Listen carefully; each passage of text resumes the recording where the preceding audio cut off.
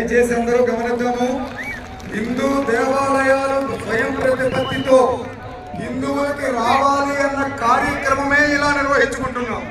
హిందూ దేవాలయాలు స్వయం ప్రతిపత్తిని పొంది హిందువులకు అందిస్తే గోదావరి తీర రాజమహేంద్రి గోదావరి మన ముందు ఆవిష్కరించబడుతోంది.